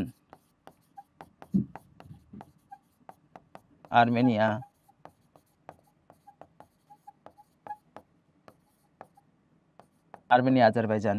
এছাড়াও খুব রিসেন্টলি আমরা জানি যে সুদানে একটা সংকট চলতেছে, সুদান সংকট, ওকে। তো এই যে সাম্প্রতিক যে সংকটগুলো বা সংঘাত যেগুলো আছে, সংঘাতগুলো থেকে অবশ্যই তুমি একটা প্রশ্ন পাবা। তো ভাবতেছো ভাই এতগুলো সংকট আমি কেমনে পড়বো, এত কিছু না, তোমাকে এত কিছু পড়তে হবে না, তোমাকে জাস্ট রিসেন্ট টপিক থেকে যেই প্রশ্নগুলো আমরা দিয়ে দিছি আপডেট ইনফরমেশন, এই জায়গাগুলো তোমাকে একটু ভালোভাবে পড়তে হবে, তাহলে সংকট ভালোভাবে পড়ে রাখবা। আচ্ছা, অন্যান্য সাম্প্রতিক সংকট এটা তো বলে দিছি, এটাও আমাদের জন্য অনেক গুরুত্বপূর্ণ, মানে সংকট মানে সেটা হচ্ছে কি 100%। আর অন্যান্য বিপ্লব এটা শুধু প্রিভিয়াস ইয়ারের প্রশ্ন পড়বা, গুরুত্বপূর্ণ চুক্তি সনদ শুধু প্রিভিয়াস ইয়ারের প্রশ্ন পড়বা, এবং সাম্প্রতিক যদি কোনো চুক্তি হয়ে থাকে তাহলে সেটা পড়বা। তাহলে দেখো তোমাকে কিন্তু ডিটেলসে গিয়ে তেমন কিছু পড়তে হচ্ছে না, সবই তোমার প্রিভিয়াস ইয়ারের প্রশ্ন পড়লে হয়ে যাচ্ছে, একটা দুইটা জায়গা তোমাকে একটু ভালোভাবে ভেতরে পড়তে হচ্ছে। এরপরে চলে আমরা যদি বিশ্ব পরিচিতি দেখি, তো এইটা না, এইটার সাথে এইটা অলমোস্ট কি করবে, ওভারল্যাপ করবে। কেমন? ধরো এশিয়া মহাদেশ তুমি পড়তেছো, এশিয়া মহাদেশ যখন তুমি ভারত পাকিস্তান পড়বা, তো ভারত পাকিস্তানে তোমাকে কি পড়তে হবে, ভারত পাকিস্তানের রিসেন্টলি যে সংঘাত যেগুলো হয়েছে সেগুলো তোমাকে পড়তে হবে। তার মানে এই টপিক পড়লে তোমার আগের টপিক কভার হয়ে যাবে, আগের টপিক পড়লে তোমার এই টপিক কভার হয়ে যাবে। সো এই টপিক থেকে এক্সট্রা আমি জিনিসপত্র পড়তে বলবো না, আমি বলবো যে এই টপিক থেকে তুমি শুধুমাত্র প্রিভিয়াস ইয়ারের প্রশ্ন পড়ো, প্লাস এখান থেকে যে সাম্প্রতিক রিসেন্ট যে সংঘাত বা রিসেন্ট যে ইস্যুগুলো আছে সেগুলো একটু পড়ে রাখো, রিসেন্ট টপিকটা একটু ভালোভাবে দেখে রাখবা, ওকে। বিশেষ করে এই যে উপজাতি, মুদ্রা, রাজধানী, আইনসভা, এগুলো পুরাটাই তোমাকে রিসেন্ট তথ্য না, তোমাকে মূলত এখান থেকে প্রিভিয়াস ইয়ারের প্রশ্নটাই তোমাকে ভালোভাবে পড়ে রাখতে হবে, ঠিক আছে। এরপরে যদি আমরা দেখি ভৌগোলিক ব্যাপার, এখান থেকে আমি বলবো যে তুমি এই টপিকগুলো থেকে আমাদেরকে মেনলি পড়তে হবে হচ্ছে প্রিভিয়াস ইয়ারের প্রশ্নগুলো ভালোভাবে দেখতে হবে। তো এখান থেকে যে দ্রাঘিমা রেখা, তারিখ রেখা, এই জায়গাগুলো যদি কম বোঝো তাহলে সেক্ষেত্রে তুমি আমাদের ক্লাসগুলো দেখতে পারো। ক্লাসে আমি ডিটেলস আলোচনা করেছি সাগর, মহাসাগর, নদী, পাহাড়, পর্বত বা সীমারেখা। যেমন এখানে একটা ব্যাপার থাকে, যেমন ধরো সীমারেখার ব্যাপারটাই যদি আমি বলি তোমাকে, তোমার কি মনে হয় র্যান্ডমলি তোমাকে যে কোনো সীমারেখা থেকে পরীক্ষাতে প্রশ্ন করবে? না ভাইয়া, কখনো না। যেমন থাইল্যান্ড এবং কম্বোডিয়ার মধ্যে কি হচ্ছে? সংঘাত চলতেছে। আর্মেনিয়া আজারবাইজানের মধ্যে সংঘাত চলতেছে। ভারত পাকিস্তান কাশ্মীর নিয়ে আবার কি হয়ে গেছে? তারা যুদ্ধে জড়ায় গেছে। পেহেলগামে অ্যাটাক হয়েছে। এখন পরীক্ষাতে প্রশ্ন থাকতে পারে, এই যে কাশ্মীরের মধ্যে দিয়ে ভারতের যে সীমানা, এই সীমানাটার নাম কি? এই সীমান্ত রেখাটার নাম কি? তাহলে মনে রাখবা যে রিসেন্টলি যদি কোনো টপিক আলোচিত হয় তাহলে তার প্রেক্ষিতেই কিন্তু পরীক্ষাতে সকল প্রশ্নটাকে টিচাররা কি করে? সাজায় ফেলে। সো তোমাকে রিসেন্ট জিনিসগুলো ভালোভাবে শিখে রাখতে হবে। এরপরে দেখো জাতিপুঞ্জ, এটা লেস ইম্পর্টেন্ট, কিন্তু জাতিসংঘ একটা যদি আমাদের আন্তর্জাতিক সংগঠন থেকে পরীক্ষাতে প্রশ্ন আসে তাহলে সেই সংগঠনটা হবে জাতিসংঘ। এত এত সংগঠন আমরা পড়বো, সার্ক পড়বো, বিমস্টেক পড়বো, D8 পড়বো, অনেক কিছু পড়বো, ব্রিক্স পড়বো, বাট পরীক্ষার জন্য যদি বলা হয় যে সবচেয়ে ইম্পর্টেন্ট সংগঠন কোনটা, তাহলে অবশ্যই অবশ্যই সেটা কি হবে? জাতিসংঘ। It's very very very very important. তাহলে আমাদেরকে জাতিসংঘ সম্পর্কিত সব তথ্য 100% গুরুত্ব দিয়ে ভালোভাবে পড়তে হবে। কি পড়তে হবে? অবশ্যই প্রিভিয়াস ইয়ারের প্রশ্ন পড়তে হবে, অবশ্যই মেডিকেল জিকে বইটা দেখতে হবে, এর সাথে আমাকে কি করতে হবে? রিসেন্ট তথ্য পড়ে নিতে হবে। এখন রিসেন্ট তথ্য ভাবতেছে যে ভাই জাতিসংঘের রিসেন্ট তথ্য কি? হ্যাঁ, অবশ্যই। যেমন দেখা যাচ্ছে যে জাতিসংঘের বর্তমান যে সাধারণ পরিষদ অধিবেশন হয়েছে, এই অধিবেশনের সভাপতিকে অ্যানালোনা বোয়ারবক, উনি জার্মানির একজন রাজনীতিবিদ ছিলেন, তাই না? তারপরে বর্তমান যিনি হচ্ছে যে আমাদের মানে জাতিসংঘের মহাসচিব, উনি যে কোনো মোমেন্টে কি হইতে পারে? চেঞ্জ হইতে পারে। ডক্টর মোহাম্মদ ইউনূসের জাতিসংঘের মহাসচিব হওয়ার একটা বড় একটা সম্ভাবনা রয়েছে। তো এই যে ছোট ছোট, তারপরে দেখা যাচ্ছে যে আন্তর্জাতিক আদালতের বিচারক হয়তোবা চেঞ্জ হয়ে গেছে। তো এই যে সাম্প্রতিক তথ্যগুলো তোমাকে ভালোভাবে পড়তে হবে। মেইন কথা, জাতিসংঘ is very very very very important. Okay. আর এসডিজি যেটা, এমডিজিটা লেস ইম্পর্টেন্ট, এমডিজি বাদ। এসডিজিটা তোমাকে ভালোভাবে পড়তে হবে, এটা ভালোভাবে পড়বা। এবং এটার সাথে আমরা জানি যে এসডিজির যে গোল নাম্বার 3, এই গোল নাম্বার 3তে কিন্তু হেলথ রিলেটেড কথা বলা হয়েছে, ঠিক আছে? এবং এই গোল নাম্বার 3তে আবার 8টা কি রয়েছে? 8টা আমাদের কি রয়েছে? সাব মানে হেডিং রয়েছে। তো এই যে এসডিজি সম্পর্কে বা এসডিজির গোল 3 যেটা, যেটা আমাদের স্বাস্থ্য সম্পর্কিত বা যেটা জেন্ডার সম্পর্কিত যেটা আছে, সেগুলো সম্পর্কে আমাদেরকে একটু ডিটেলস জানতে হবে। আমি চেষ্টা করেছি তোমাদের যে ফাইনালটা, যে ফাইনালটা আছে এসডিজিকে খুব ভালোভাবে প্রেজেন্ট করার জন্য। সো তুমি এসডিজি এই টপিকটা তুমি কি করবে? একটু ফাইনাল টাচ থেকে দেখবা। ওকে, এসডিজি টপিকটা তুমি ফাইনাল টাচটা ভালো করে দেখে রাখবা। এরপরে আসো অন্যান্য সংগঠনগুলোর ভেতর থেকে আমি সবগুলোকে গুরুত্বপূর্ণ দেবো না, কিছু জায়গাকে গুরুত্বপূর্ণ দেবো। এবং এগুলা থেকে তোমাকে কি পড়তে হবে? এগুলার প্রতিষ্ঠা হয়েছে কবে? সদর দপ্তর, মানে মেইনলি তোমাকে এই জিনিসগুলো জানতে হবে আর কি। হ্যাঁ, যে সংগঠন থেকে তোমাকে বেসিক্যালি কি কি পড়তে হয়। তো সংগঠনগুলো থেকে আমি একটা যদি কমন ফরম্যাট তোমাকে দিয়ে দেই, যে যে কোনো সংগঠনের তুমি কি কি জিনিস পড়বা।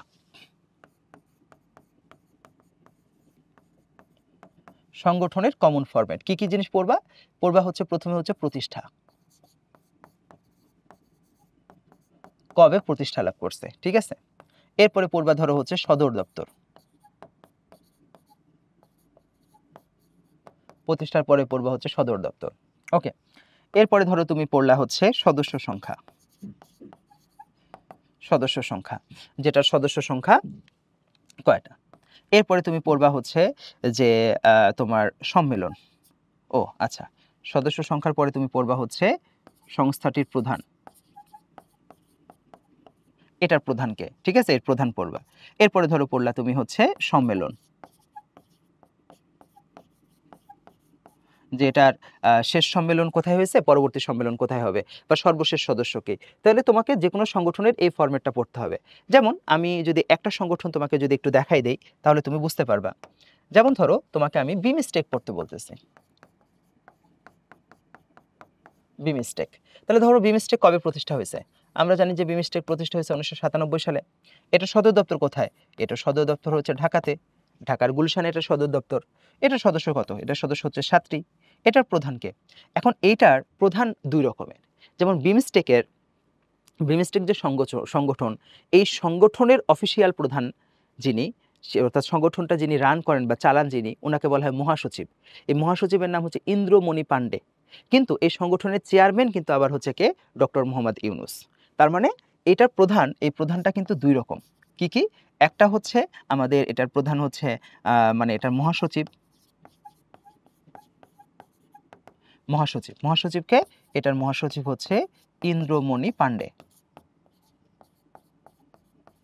ইন্দ্রমণি পাণ্ডে। আর এটার চেয়ারম্যানকে,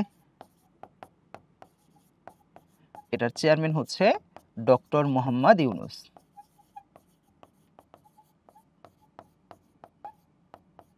ইউনূস বা অবলিক আমরা কি লিখবো, বাংলাদেশ। অর্থাৎ বাংলাদেশের যিনি তোমার সরকার প্রধান উনি হচ্ছে বিমস্টেকের চেয়ারম্যান। এখন ডক্টর মোহাম্মদ ইউনূস যদি চেঞ্জ হয়ে যায় তাহলে হয়তো বা কি হইতে পারে, তোমার বিমস্টেকের চেয়ারম্যানও চেঞ্জ হয়ে যাবে। ঠিক আছে। আর সম্মেলন, যেমন এটা শেষ সম্মেলন হয়েছে কোথায়, ব্যাংককে, ব্যাংককে হয়েছে। এটার পরবর্তী সম্মেলন কোথায় হবে, পরবর্তী সম্মেলন কিন্তু হবে হচ্ছে ঢাকাতে। তো তোমাকে এই ফরম্যাটে তোমাকে একটা সংগঠনটা পড়তে হবে। এখন কোন সংগঠন কতটা গুরুত্বপূর্ণ এটা আমি তোমাকে বুঝাই দিব। তো এইগুলোর ভেতর থেকে আমাদেরকে এখান থেকে অবশ্যই ওয়ার্ল্ড ব্যাংক, IMF এই দুইটা টপিক ভালো করে পড়তে হবে। এখান থেকে আমি যেগুলো বলতেছি সেগুলো একটু বেশি গুরুত্বপূর্ণ। ঠিক আছে, বেশি গুরুত্বপূর্ণগুলোকে আমি মার্ক করে দিচ্ছি। এরপরে এখান থেকে তোমার ADB এবং হচ্ছে আমার NDB এই দুইটাকে বেশি গুরুত্ব দিব। এখান থেকে EU, ব্রিক্স, OPEC এই তিনটাকে বেশি গুরুত্ব দিব। এখান থেকে অবশ্যই G7, এখান থেকে অবশ্যই হচ্ছে G20 এবং D8 এগুলোকে বেশি গুরুত্ব দিব।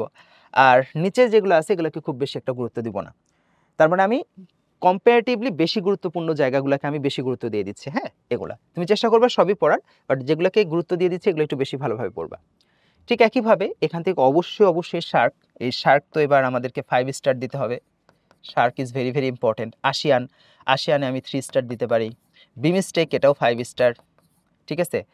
সিরডাপ এটাতে আমি দিতে পারি হচ্ছে 1 স্টার। বাকিগুলা মোটামুটি, ঠিক আছে, বাকিগুলা মোটামুটি গুরুত্বপূর্ণ। পরের টপিকে যদি যাই, OIC এটাতে আমি দিব হচ্ছে 3 স্টার। NAM এটাতে দিব 1 স্টার। কমনওয়েলথ এটাতে দিব 3 স্টার। আরব লিগে দিব আমি হচ্ছে 1 স্টার। আর আফ্রিকা ইউনিয়ন বা সিস বা SCO এগুলা মোটামুটি গুরুত্বপূর্ণ। ঠিক আছে, এগুলো মোটামুটি গুরুত্বপূর্ণ। যেগুলো বেশি গুরুত্বপূর্ণ সেগুলোকে আমি মার্ক করে দিচ্ছি। এরপরেরটা যদি দেখি, এখান থেকে আমি বলি যে তোমরা প্রিভিয়াস ইয়ারের প্রশ্নটাই ভালোভাবে পড়ো। ঠিক আছে, প্রিভিয়াস ইয়ারের প্রশ্ন বিশেষ করে রেড ক্রস এটা একটু ভালোভাবে পড়ো। আর এখান থেকে হচ্ছে ট্রান্সপারেন্সি ইন্টারন্যাশনাল, এটা থেকে তোমাকে একটু সাম্প্রতিক পড়তে হবে। কারণ কথা হচ্ছে ভাই এইটার আবার সাম্প্রতিক কি জিনিস, এটা অ্যাকচুয়ালি প্রতি বছর দুর্নীতির ধারণা প্রকাশ করে। যেমন এই বছরে আমরা দেখছি যে দুর্নীতির ধারণা প্রকাশ করা হয়েছে, সবচেয়ে বেশি দুর্নীতিগ্রস্ত দেশ কোনটা, সবচেয়ে কম দুর্নীতিগ্রস্ত দেশ কোনটা, বাংলাদেশের দুর্নীতিতে বর্তমান বাংলাদেশের অবস্থান। অর্থাৎ তোমাকে এই দুর্নীতির যে র্যাঙ্কিং, এই র্যাঙ্কিংটা প্রকাশ করে ট্রান্সপারেন্সি ইন্টারন্যাশনাল, এটা তোমাকে ভালোভাবে পড়তে হবে। আর নিচের ভেতর থেকে USAID এটা একটু জানবা, কারণ এটা রিসেন্টলি এটাকে কি করা হয়েছে, এটাকে বন্ধ করে দেওয়া হয়েছে। ট্রাম্প সরকার এই গত বছরের মানে এই বছরেরই মার্চ মাসে একটা এক্সিকিউটিভ অর্ডার জারি করছে এবং USAID এটাকে কি করা হয়েছে, এটাকে তোমার ক্লোজড, বন্ধ ঘোষণা করা ফেলা হয়েছে। তাহলে পরীক্ষাতে আসতে পারে যে কোন আন্তর্জাতিক সংস্থা বর্তমানে মানে চালু নাই বা কোন আন্তর্জাতিক সংস্থা সম্প্রতি বন্ধ হয়ে গেছে। তাহলে বন্ধ হয়েছে কোনটা, USAID। তাহলে এটাকে বন্ধ করে ফেলা হয়েছে, বন্ধ হয়ে গেছে, এটা এখন স্টপ। এরপরে যদি আমরা দেখি, সেটা হচ্ছে পুলিশ, গোয়েন্দা, গেরিলা, স্বাধীনতাকামী সংগঠন। এদের মধ্যে ইম্পর্টেন্ট হচ্ছে স্বাধীনতাকামী সংগঠন, এবং অবশ্যই তোমাকে কয়েকটা স্বাধীনতাকামী সংগঠন ভালোভাবে দেখতে হবে। হামাস, এরপরে হচ্ছে হিজবুল্লাহ,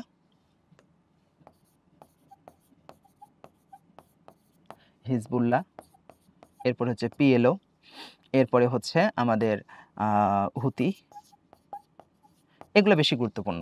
হামাস, হিজবুল্লাহ, PLO, হুতি এই সংগঠনগুলো একটু বেশি গুরুত্বপূর্ণ। এর সাথে আরও অনেকগুলো সংগঠন আছে, উলফা আছে, PKK আছে। ঠিক আছে, এরকম অনেক সংগঠন। রিসেন্টলি PKK এটা কিন্তু সংগঠনটা বন্ধ হয়ে গেছে। এটার যিনি হেড ছিলেন আবদুল্লাহ কালান, উনি কিন্তু অফিসিয়ালি উনি ঘোষণা দিয়ে এটাকে বিলুপ্ত ঘোষণা করে দিছে। অর্থাৎ যেটা কুর্দিস্তান, অর্থাৎ যারা কুর্দি জনগণদের জন্য আলাদা একটা রাষ্ট্র প্রতিষ্ঠার জন্য যারা লড়াই করে যাচ্ছিল, কুর্দিস্তানের যে সংগঠন, এই সংগঠনটাকে এখন অফিসিয়ালি তুরস্কের যে অংশটা যেটা ছিল আর কি PKK, এটাকে অফিসিয়ালি বিলুপ্ত করা হয়েছে। এটা একটা রিসেন্ট ইনফরমেশন আর কি। আর বাকিগুলো থেকে আমরা মোটামুটি প্রিভিয়াস ইয়ারের প্রশ্নটাই ভালো করে দেখব। এরপরে যদি আমরা দেখি, অবশ্যই NATO, it's very very very very important. এটাতে আমরা 5 স্টার দিব। এটা ন্যাটো। আর বাকিগুলোর ভেতর থেকে অবশ্যই কোয়াডে 3 স্টার দিব আমরা। আর বাকি যেগুলো আছে অকাস, এটা দেখে রাখতে পারি একটু, বাকিগুলো অতটা ইম্পর্টেন্ট না। অস্ত্র নিয়ন্ত্রণ সংস্থার ভেতরে অবশ্যই IAEA, এটা 3 স্টার হবে, ঠিক আছে, এটা 3 স্টার হবে। আর নিরস্ত্রকরণ চুক্তি বাকিগুলো থেকে তুমি শুধু প্রিভিয়াস ইয়ারের প্রশ্ন পড়বা, অর্থাৎ যেই জায়গাগুলোতে আমি মার্ক করলাম সেই জায়গাগুলো তোমাকে একটু মেডিকেল জিকে বই থেকে ডিটেলস পড়তে হবে, আর যেগুলো মার্ক করি নাই সেগুলো থেকে তোমাকে প্রিভিয়াস ইয়ারের প্রশ্ন দেখে নিলে হয়ে যাবে। এরপরে পরিবেশ, এই টপিকটা ইজ ভেরি ভেরি ইম্পর্টেন্ট, এবং এইখান থেকে মূলত যেই প্রশ্নটা পরীক্ষাতে আসতে পারে সেটা হচ্ছে পরিবেশ সম্পর্কিত বিভিন্ন সংগঠন, বিশেষ করে কপ সম্মেলন। এইটা অনেক ইম্পর্টেন্ট, কপ সম্মেলনটা পরীক্ষার জন্য অনেক ইম্পর্টেন্ট। কপ সম্মেলন এটা ভালোভাবে পড়তে হবে, বিশেষ করে 29তম কপ সম্মেলন এটা অনুষ্ঠিত হয়েছে আজারবাইজানের বাকুতে, এবং এর পরেরটা যেটা 30তম কপ সম্মেলন, এই 30তম কপ সম্মেলনটা হবে হচ্ছে ব্রাজিলের বেলেমে। অর্থাৎ কপ সম্মেলন কোথায় হয়েছে, কোথায় হবে, এইটা আমাদেরকে একটু ভালোভাবে মনে রাখতে হবে। যেমন এই বছরেই 30তম কপ সম্মেলন হতে যাচ্ছে কোথায়, ব্রাজিলের বেলেমে হতে যাচ্ছে, এই যে এই মাসের শেষের দিকে হবে আর কি। ওকে, কপ সম্মেলন। আর কয়েকটা চুক্তি বা প্রোটোকলের ভেতর থেকে, এই চুক্তি বা প্রোটোকলের ভেতর থেকে আমরা 3টা প্রোটোকলকে ভালোভাবে গুরুত্ব দেব। একটা হচ্ছে মন্ট্রিল প্রোটোকল,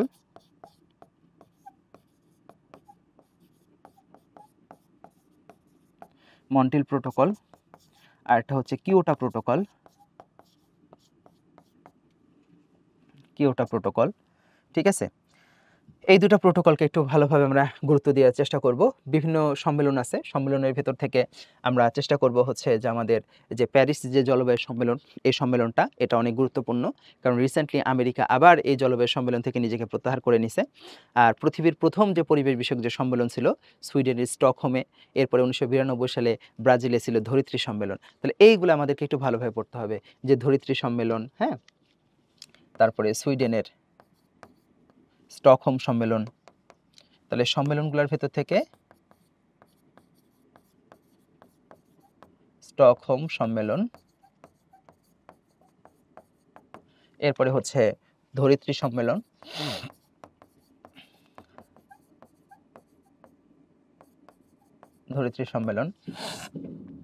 চুক্তিগুলোর ভেতর থেকে অবশ্যই প্যারিস জলবায়ু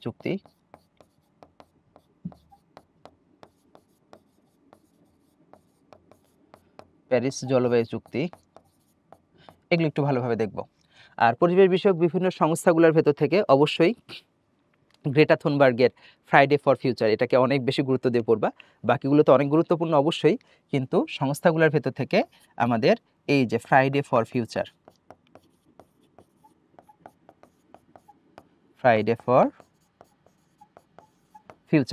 গ্রেটা থুনবার্গ, যিনি বর্তমানে ফ্রিডম ফ্লোটিলা যে জাহাজ যেটা গাজাবাসীর জন্য ত্রাণবাহী যে জাহাজের নেতৃত্ব দিয়েছিলেন যিনি, এবং অন্যতম একজন হচ্ছে যে তোমার পরিবেশ আন্দোলনের কর্মী, মানবাধিকার কর্মী গ্রেটা থুনবার্গ, যাকে জলবায়ু কন্যা বলা হয়। তার যে সংগঠন, সেই সংগঠনটার নাম ছিল হচ্ছে ফ্রাইডে ফর ফিউচার। এটি একটু ভালোভাবে দেখার চেষ্টা করবা, আর বাকি জিনিস যেগুলো আমি বলে দিচ্ছি এগুলো ভালোভাবে দেখবা। তবে মোটামুটি বেশি ইম্পর্টেন্ট হচ্ছে কি কপ সম্মেলন। তাহলে পরিবেশ থেকে এই জায়গাগুলো ভালোভাবে আমাদেরকে দেখতে হবে। এরপরে আমাদের সেই বিখ্যাত 12 নম্বর টপিক, যেখান থেকে সবসময় বেশি বেশি প্রশ্ন আসে। তো এইখান থেকে ক্রীড়াঙ্গন, এটা থেকে আমরা রিসেন্ট তথ্যগুলো পড়ব।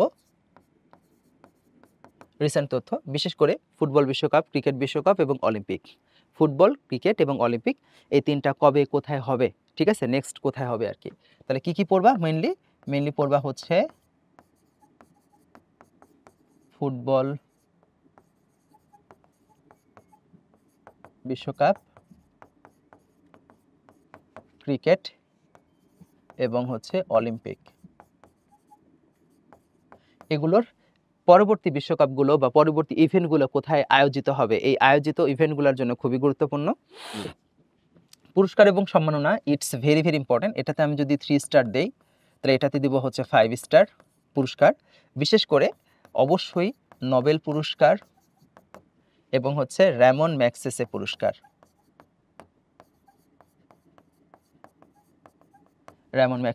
এবং হচ্ছে বুকার।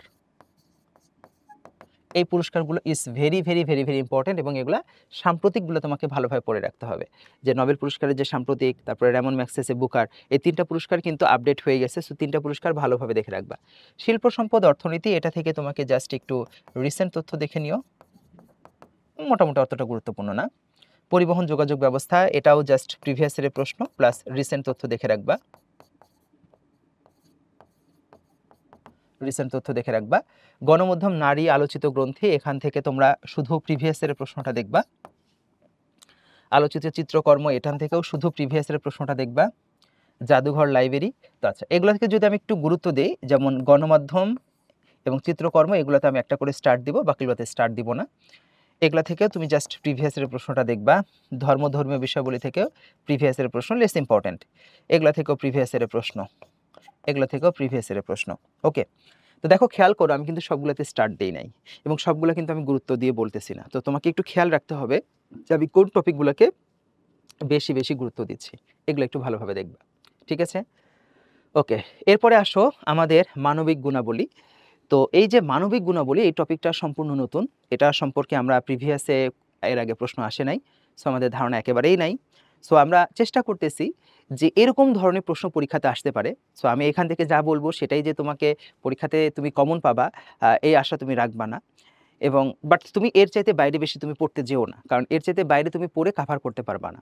সো চেষ্টা করো যে এই টপিক থেকে ইনশাল্লাহ তুমি 5 মার্কের যদি প্রশ্ন থাকে তাহলে 5-এর মধ্যে অন্তত তুমি 3 মার্ক এমনিতেই তুমি কমন পেয়ে যাবা। আর এটার জন্য তোমাকে অনেক বেশি প্রস্তুতি নিতে হবে না।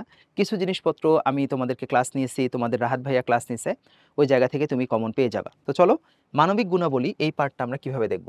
তো এর মধ্যে প্রথমে হচ্ছে যে পার্টটা আছে নৈতিকতা, মূল্যবোধ, সুশাসন, এটা একটু লেস ইম্পর্টেন্ট। এটা আসলে লেস ইম্পর্টেন্ট, এখান থেকে হয়তোবা তুমি প্রশ্ন কমন পাবা না। এই টপিকটাতে আমি 1 স্টার দিয়ে রাখতে পারি, মানে পুরো টপিকটাতে। এবং এখান থেকে তোমাকে আমি জাস্ট প্রিভিয়াস ইয়ারের প্রশ্ন পড়তে বলবো, ভেতর থেকে কিচ্ছু পড়তে বলবো না। এবং এখান থেকে মূলত এই যে দার্শনিকগুলো, ঠিক আছে, দার্শনিকগুলো একটু ভালোভাবে দেখে রাখো, ঠিক আছে, একটু সাধারণ জ্ঞান টাইপের প্রশ্ন আর কি। তো এখান থেকে শুধু প্রিভিয়াস ইয়ারের প্রশ্ন দেখো। এখান থেকেও ঠিক একইভাবে আমি এটাকেও অনেক বেশি গুরুত্ব দিচ্ছি না, জাস্ট প্রিভিয়াস ইয়ারে বিসিএস আসার কিছু প্রশ্ন, অনেকগুলো প্রশ্ন আছে, এগুলো একটু দেখে রাখো, খুব বেশি গুরুত্বপূর্ণ আমি বলবো না। এরপরে দেখো মেডিকেল ইথিক্স, হ্যাঁ এই জায়গাটাও ইম্পর্টেন্ট এবং এই জায়গাটাতে আমি হচ্ছে 3 স্টার দিয়ে রাখবো, 3 স্টার বা 5 স্টার। এবং এই জায়গাটা আমাদের জন্য আসলেই গুরুত্বপূর্ণ। এবং মানবিক গুণাবলী থেকে যদি প্রশ্ন পাও তুমি, একটা দুটো প্রশ্ন পেলেও এখান থেকেই পাবা, যে মেডিকেল ইথিক্স, চিকিৎসা সংক্রান্ত নীতি, হিপোক্রেটিক যে আমাদের শপথ, যেই শপথটা আমরা নিয়ে থাকি আর কি, তোমরাও নিবা, জেনেভা ঘোষণা, একজন চিকিৎসকের কর্তব্য, রোগীর প্রতি কর্তব্য, পেশাগত আচরণ, এই জায়গাটাই ইম্পর্টেন্ট। এবং এই জায়গাটা তুমি চেষ্টা করবা যে আমাদের যে ফাইনাল টাচ আছে, ফাইনাল টাচ, এই ফাইনাল টাচটা ভালোভাবে একটু দেখে রাখার জন্য। এবং এই জায়গাটাগুলোতে আমাদেরকে একটু পরীক্ষাতে দেখতে হবে। এবং আমি আশা করি এখান থেকে প্রশ্ন আসলে তোমার সেটা পড়তে হবে না, না পড়লেও তুমি অ্যান্সার করতে পারবা, ঠিক আছে? যে একজন ডাক্তারের কর্তব্য কী, দায়িত্ব কী, এটা তুমি একবার রিডিং পড়লেই তুমি সব প্রশ্ন অ্যান্সার করতে পারবা। এরপরে আসো বিশ্লেষণী দক্ষতা, যেটা অর্থাৎ যেটা আমি মানসিক দক্ষতা বলি বা আইকিউ বলে থাকি, বা বিশ্লেষণী দক্ষতা যেটাই বলো না কেন। এখন এইখান থেকে পরীক্ষাতে আমরা টার্গেট করতেছি যে পরীক্ষাতে একটা দুইটা প্রশ্ন আসবে, এবং এখান থেকে হয়তো একটু ভাবা বা চিন্তা ভাবনা করার প্রশ্ন। এই জন্যই কিন্তু আমাদের মানে মার্ক কিন্তু 5 বাড়ছে, মানে মার্ক কিন্তু বাড়ে নাই, সরি 5 বাড়ছে বলতেছি, মার্ক কিন্তু 100ই আছে, কিন্তু আমাদের সময় কিন্তু 15 মিনিট বাড়াই দিছে। তো সময় 15 মিনিট বাড়াই দেওয়া মানেই আমরা কিন্তু একটু টার্গেট করতেছি যে হয়তোবা এই বিশ্লেষণী দক্ষতা থেকে একটু বড়সড় টাইপের প্রশ্ন, একটু ম্যাথমেটিক্যাল টাইপের প্রশ্ন দিতে পারে, যে কারণে হয়তোবা টিচাররা টাইমটা একটু বাড়াই দিছে। সো এই টপিকটা একটু ভালোভাবে দেখতে হবে এবং এই টপিকটাতে আমি 3 স্টার দিয়ে রাখবো। এবং তোমাদের প্রতি রিকোয়েস্ট থাকবে, এবং এটা অবশ্যই তুমি ক্লাসও দেখবা এবং আমাদের সলভগুলো দেখার চেষ্টা করবো। আমরা যে তোমাদেরকে বইটা দিছি সেই বইটা, অর্থাৎ ফাইনাল টাচটা একটু ভালোভাবে দেখতে হবে।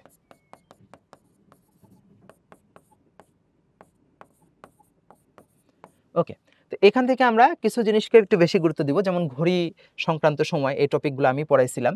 তো এই টপিকগুলো একটু বেশি গুরুত্ব দিবা, ঘড়ি, সময়, বার, শব্দ, ঠিক আছে, তারপরে হচ্ছে তোমার দূরত্ব, প্রতিবিম্ব, ঠিক আছে, তারপরে হচ্ছে তোমার সংখ্যা, এই জায়গাগুলো একটু বেশি গুরুত্ব দিতে হবে আমাদেরকে, ঠিক আছে, এই জায়গাগুলো একটু বেশি গুরুত্ব দিয়ে দিবা। তো এর মাধ্যমেই মোটামুটি আমরা এই টপিকগুলো নিয়ে আমরা আলোচনা করা শেষ আর কি। তো লাস্ট তোমাদের বড় ভাই হিসাবে, এবং তোমাদেরকে হচ্ছে এতদিন তোমাদের সাথে ছিলাম আমি, তো আমার হয়তোবা কোনো কথায় তোমরা কি করতে পারো, হয়তোবা কষ্ট পেতে পারো, তো আমি আমার পক্ষ থেকে তোমাদের কাছে সরি জানাচ্ছি, কারণ অনলাইন ক্লাস নেওয়ার সময় হয়তো অনেক সময় তোমাদেরকে বকাঝকা করেছি আর কি। তো এখন যে পরামর্শটা আমি দিব যে এই সময়টা ইউটিলাইজটা অনেক ভালোভাবে করতে হবে শেষ সময়। এই সময়টাতে তুমি একটা রুটিন ফলো করতে হবে। অবশ্যই একটা ভালো রুটিন ফলো করবা। তোমরা অনেকে রুটিন করতে চাও না। কারণ তোমরা মনে করো যে ভাইয়া রুটিন করলে তো রুটিন আমরা ফলো করতে পারি না। কিন্তু বিলিভ করো তুমি যদি তোমার করা রুটিনের 50% ও যদি তুমি ফলো করতে পারো, তুমি একটা হিউজ আউটপুট তুমি নিয়ে আসতে পারবা। এবং এই সময়ে তোমাকে চেষ্টা করতে হবে যে নতুন কোনো কিছু পড়া যাবে না। আমাদের মেইন টার্গেট থাকবে বিগত বছরে যে জায়গাগুলো থেকে প্রশ্ন আসছে সেই জায়গাগুলো ভালোভাবে পিক করে পড়ে ফেলা। এবং অনলাইন অফলাইন ক্লাসে ভাইয়ারা যেই টপিকগুলোকে বেশি গুরুত্ব দিচ্ছে, হয়তোবা প্রশ্ন আসে নাই, তারপরেও ভাইয়ারা গুরুত্ব দিচ্ছে ওই জায়গাগুলো পড়া। ভাইয়ারা বলে নাই, বিগত বছরে আসে নাই, এই টাইপের প্রশ্ন বা এই টাইপের টপিক আমরা না পড়ি। কারণ তুমি বলতে পারো যে ভাইয়া আসবে না, আসতেই তো পারে। হ্যাঁ, আসতে তো সবই পারে। কিন্তু সব পড়লে কি আমরা কাভার করতে পারবো? আমরা কি রিভিশন করতে পারবো? আর যদি আমরা রিভিশন করতে না পারি, তাহলে তো আমাদের নেগেটিভ মার্ক হবে। এবং চান্স না পাওয়ার একটা প্রধান কারণই হবে কিন্তু নেগেটিভ মার্ক। সো আমরা চেষ্টা করব যে নেগেটিভ মার্ক কমাইতে হবে। এজন্য আমাকে প্র্যাকটিসের পরিমাণটা বাড়াইতে হবে। অর্থাৎ আমি যে টপিকটা পড়তেছি, এই টপিক থেকে প্রিভিয়াস ইয়ারে আসা প্রশ্ন, daily exam, live exam, weekly exam, practice exam, এই সব এক্সামগুলোতে কোথা থেকে প্রশ্ন আসতেছে এবং যেই জায়গা থেকে তোমার প্রশ্ন আসতেছে কিন্তু তুমি ভুল করতেছো, ওই জায়গাগুলোতে তুমি এম লিখে রাখবা। এম ফর হচ্ছে মিস্টেক, মানে তুমি দেখলে বুঝবা যে এই জায়গা থেকে পরীক্ষাতে প্রশ্ন আসছিল কিন্তু আমি ভুল করছিলাম। সো এই জায়গায় আমাকে আর কি করা যাবে না, ভুল করা যাবে না। তো যাই হোক, কথা বললে আসলে কথা শেষ হবে না। সবার জন্য অনেক অনেক শুভকামনা। আমি চাই যে সবাই যে আশা নিয়ে আসো, যে নিয়াত নিয়ে আসো, আল্লাহ তোমার মনের ইচ্ছা পূরণ করুক। তোমার সৎ নিয়াতকে কি করুক, আল্লাহ পাক অবশ্যই পূরণ করবে। এবং আমরা পরিশ্রমের মাধ্যমে আমরা নিয়াতকে কি করব, সফল করার চেষ্টা করব। তো সবার জন্য অনেক অনেক শুভকামনা। ইনশাআল্লাহ আমরা সবাই গ্র্যান্ড সেলিব্রেশন একসাথে কি করব, সেলিব্রেট করব। আল্লাহ হাফেজ। আসসালামু আলাইকুম।